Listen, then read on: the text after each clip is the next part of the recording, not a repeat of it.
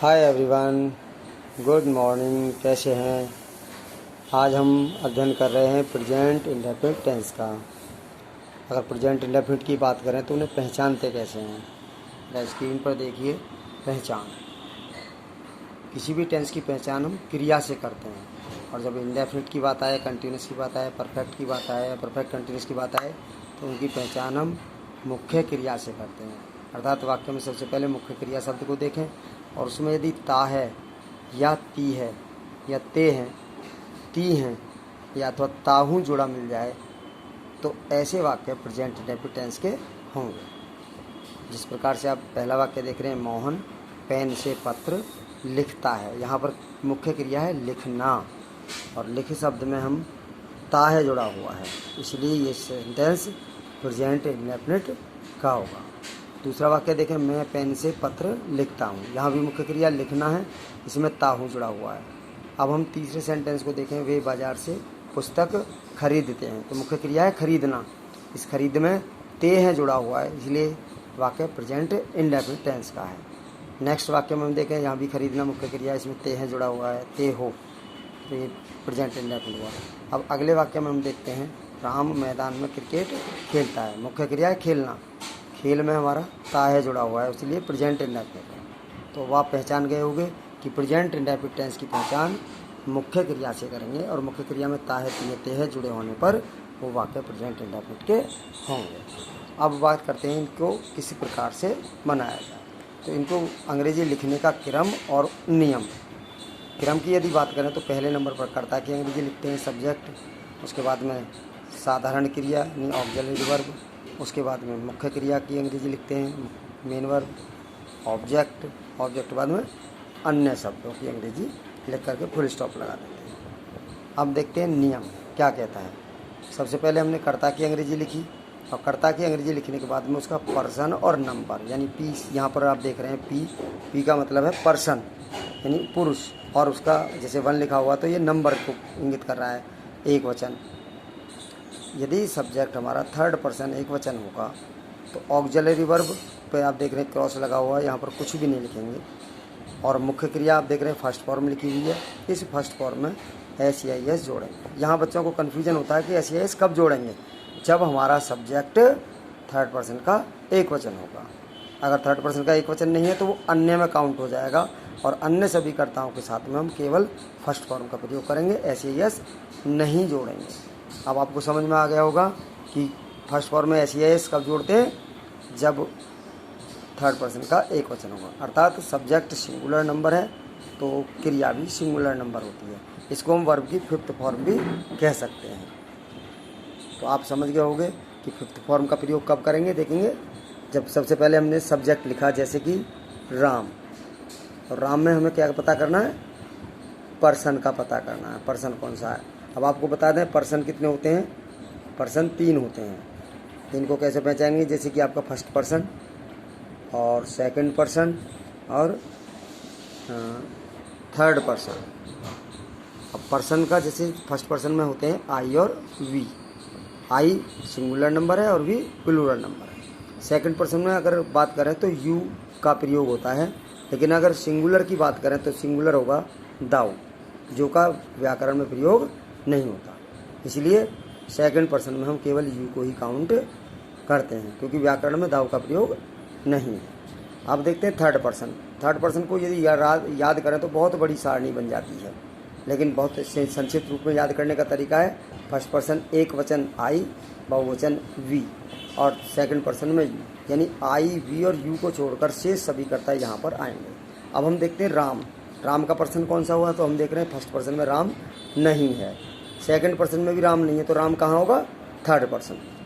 तो राम कौन सा हुआ, थर्ड पर्सन। अब राम को देखें कि राम कितने वचन है, तो राम की संख्या, जैसे कि राम की गिनती से आप जानते हैं नंबर, मीन्स राम अकेला है, एक है, तो एक वचन हुआ, तो राम हुआ थर्ड पर्सन एक वचन। अब देखते हैं इसी तरह से इस वाक्य पर मोहन। तो मोहन भी कौन सा पर्सन हुआ, हम देखें तो मोहन फर्स्ट पर्सन में नहीं है, आई और वी है, सेकंड पर्सन में मोहन नहीं है, तो मोहन कहाँ होगा, मोहन भी थर्ड पर्सन में होगा। अब मोहन की नंबर को देखें तो नंबर 1 यानी एक वचन। मोहन थर्ड पर्सन का एक वचन है। अब इस वाक्य में मोहन की अंग्रेजी सबसे पहले आएगी। कर्ता है तो कर्ता को यदि देखें तो हम किसको लिखेंगे यहाँ पर, मोहन। अब कर्ता के बाद में हमारा है ऑक्सिलरी वर्ब। तो ऑक्सिलरी वर्ब इसमें सामान्य कथन में प्रयोग नहीं करेंगे, बल्कि मुख्य क्रिया आएगी और मुख्य क्रिया की फर्स्ट फॉर्म। मुख्य क्रिया को देखें तो मुख्य क्रिया कौन है, वाक्य में देखें मुख्य क्रिया है लिखता। तो लिखना की फर्स्ट फॉर्म लिखेंगे सबसे पहले राइट, मोहन राइट। अब राइट में हमें देखना है एस जोड़ें या नहीं जोड़ें। तो ये मोहन से पता चल जाएगा, क्योंकि मोहन हमारा थर्ड पर्सन एक वचन है, इसीलिए यहाँ पर एस और जुड़ जाएगा। तो मोहन राइट्स, मोहन लिखता है। अब आएगा ऑब्जेक्ट, मुख्य क्रिया के बाद में क्या आएगा, ऑब्जेक्ट। अब ऑब्जेक्ट पता लगाएं, लिखता से पहले क्या लगा दीजिए, क्या लिखता है, उत्तर मिलेगा पत्र। तो पत्र की अंग्रेजी राइट्स के बाद आ जाएगी, राइट्स द लेटर। अब इसके बाद में कर्म ऑब्जेक्ट आ गया, ऑब्जेक्ट के बाद में अन्य जो बच गए। अब हम देखें मोहन की स्पेलिंग अंग्रेजी आ गई, पत्र की भी आ गई, लिखना की भी आ गई। क्या बचा अब, पेन से। ये पेन से जो है ये हमारा अन्य शब्द है, इसलिए यहाँ पर with the pen, with the pen, इस तरह से वाक्य हो जाएगा। अगर हम दूसरे वाक्य को देखें, मैं पेन से पत्र लिखता हूँ, तो सबसे पहले मैं की अंग्रेजी, क्योंकि करता इसमें मैं है, तो मैं की हमें अंग्रेजी लिख दी आई। अब आई को देखें कौन से पर्सन में है, आओ पर्सन की तरफ चलते हैं। तो हम आई देख रहे हैं फर्स्ट पर्सन सिंगुलर नंबर है, यानी एक वचन ही है। लेकिन हमने देखा कि बहुत सारे लोग इसको बहुवचन बताते हैं। तो बच्चों, प्यारे बच्चों, ऐसा नहीं है, आई सिंगुलर नंबर ही है, लेकिन इसके साथ हम आई के साथ में हम मेन वर्ब की फर्स्ट फॉर्म ही प्रयोग कर रहे हैं, कारण ये थर्ड पर्सन नहीं है। ऐसे ही इसका जो प्रयोग करेंगे हम, तो नियम है, एक ही लाइन का नियम है, थर्ड पर्सन सिंगुलर नंबर ऐसे, यानी सिंगुलर नंबर होने पर फर्स्ट फॉर्म में हम एस जोड़ेंगे, अदरवाइज नहीं जोड़ेंगे। अब आई की रूप में देखें तो आई है फर्स्ट पर्सन सिंगुलर नंबर, इसलिए आई के साथ एस नहीं जोड़ा जाएगा। ये कब जुड़ता, ये भी थर्ड पर्सन में एक वचन होता। अब आपकी समझ में ये वाक्य आ गए होंगे। अगर नेक्स्ट को देखें हम, तो इस तरह से ये सेंटेंस हुआ, I write a letter with the pen. अब नेक्स्ट सेंटेंस को अगर हम देखें, वे बाजार से पुस्तक खरीदते हैं। इस पर मेन वर्ब है खरीदना। तो सबसे पहले वे की अंग्रेजी दे, अब खरीदने की अंग्रेजी बाई। इस सेंटेंस को देखेंगे, दे और खरीदने की अंग्रेजी आ गई बाई। अब यहाँ देखें एस जोड़े या न जोड़े, तो उसके लिए हमें दे पर आना पड़ेगा। दे कौन सा पर्सन हुआ, पर्सन को हम देखें फर्स्ट पर्सन में भी दे नहीं है, सेकंड में भी नहीं है, तो कहाँ होगा दे, थर्ड पर्सन में होगा। तो दे का अगर हम देखें तो पर्सन है थर्ड, लेकिन यहाँ पर ऐसे कब जोड़ेंगे। अब इसका नंबर देखें, वचन दे मीन्स वे। अब वे की संख्या देखें तो एक या एक से ज़्यादा, एक से ज़्यादा, यानी बहुवचन होगा, प्लूरल नंबर होगा। तो प्लूरल नंबर के साथ भी हम एस नहीं जोड़ेंगे, यानी ये हमारा नियम नंबर दूसरे में आया, अन्य सभी के साथ, यानी थर्ड पर्सन सिंगुलर नंबर के साथ में हम फर्स्ट फॉर्म में एस जोड़ेंगे, लेकिन अन्य सभी के साथ में, चाहे कर्ता एक वचन है या बहुवचन, अन्य सभी पर्सन के सभी कर्ताओं के साथ में केवल फर्स्ट फॉर्म का प्रयोग करेंगे। इसीलिए यहाँ दे के साथ में केवल और केवल बाई आएगी, एस नहीं जुड़ेगी। तो वे खरीदते हैं। अब क्या खरीदते हैं, क्या खरीदते हैं, पुस्तक। तो पुस्तक आया हमारा ऑब्जेक्ट। जैसा कि हमने देखा पहले सब्जेक्ट, हाँ देखें सब्जेक्ट के बाद आता है ऑक्सिलरी वर्ब, उसके बाद मेन वर्ब। तो मेन वर्ब आ गई बाई। अब आएगा ऑब्जेक्ट। ऑब्जेक्ट क्या है, क्या खरीदते हैं, पुस्तक खरीदते हैं। तो पुस्तक की अंग्रेजी द बुक। अब इसके बाद में अन्य शब्द हमने देखा, वे की अंग्रेजी आ गई, करता है, क्रिया की अंग्रेजी आ गई, खरीदते हैं, पुस्तक कर्म आ गया, अन्य शब्द बचे हमारे बाजार से।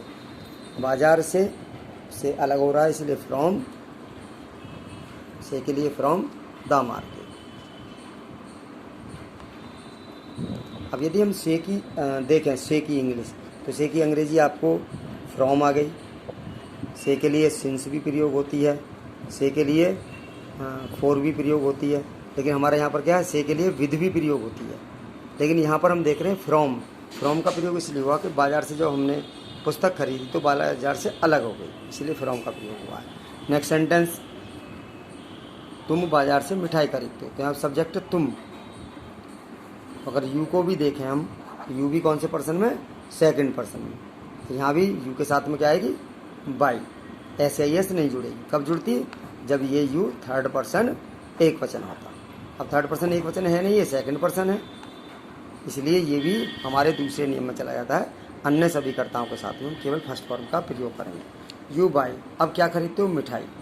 मिठाई की अंग्रेजी यू बाई द स्वीट्स। और यहाँ पर बाजार से फ्रॉम द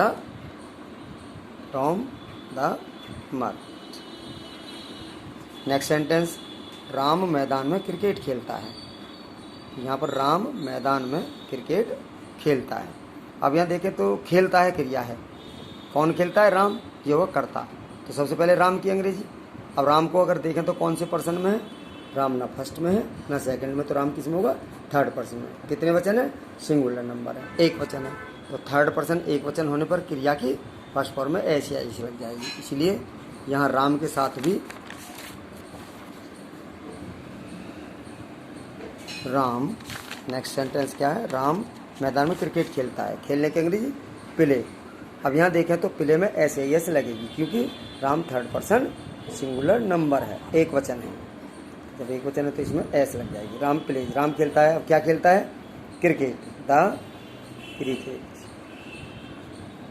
अब अन्य शब्द क्या बचा इसमें, अन्य शब्द है मैदान में, इन द प्ले ग्राउंड या in the ground, in the ground. अब नेक्स्ट सेंटेंस और देख लीजिए। नेक्स्ट सेंटेंस है, हम प्रतिदिन हॉकी खेलते हैं। हम प्रतिदिन हॉकी खेलते हैं। तो सबसे पहले हम की अंग्रेजी वी। अब वी के साथ में खेलने की अंग्रेजी प्ले। यहाँ भी हमें देखना कि ऐसे जोड़ेंगे या नहीं जोड़ेंगे। तो इसका देखेंगे पर्सन, कौन से पर्सन में आता है। पर्सन के लिए आप यहाँ देख सकते हैं फर्स्ट पर्सन में आई लगेगी, तो ये वी जो है आपका फर्स्ट पर्सन में आ रहा है, इसलिए इसके साथ भी एस नहीं जुड़ेगी, क्यों एस जुड़ती है थर्ड पर्सन एक वचन के साथ। यहाँ भी प्ले रहेगा, एस नहीं जुड़ेगी, क्योंकि इसका पर्सन है फर्स्ट। जुड़ती कब है, जब सब्जेक्ट हमारा थर्ड पर्सन सिंगुलर नंबर हो, तभी हम एस जोड़ेंगे, अन्यथा नहीं जोड़ेंगे। अब आई के साथ भी होता है, जैसे हम कुछ कहते हैं ही गो क्यों है, और आई ही गोज और आई गो क्यों है। इसका कारण यही है कि ही जो है वो हमारा थर्ड पर्सन सिंगुलर नंबर है, जबकि आई जो है वो हमारा फर्स्ट पर्सन सिंगुलर नंबर है सिंगुलर नंबर ही दोनों, लेकिन ये फर्स्ट पर्सन का, ये थर्ड पर्सन का एक वचन है, तो ऐसे ही है। ई एस जुड़ गया यहाँ पे ई एस नहीं जुड़ा जाएगा। तो आप प्यारे बच्चे समझ रहे होंगे, एक ही लाइन का एक ही शब्द का हमारा नियम है, कर्ता थर्ड पर्सन एक वचन होगा तो थर्ड पर्सन एक वचन होगा तो क्रिया की फर्स्ट फॉर्म में हम एस जोड़ेंगे, और थर्ड पर्सन का एक वचन नहीं है तो एस नहीं जोड़ेंगे।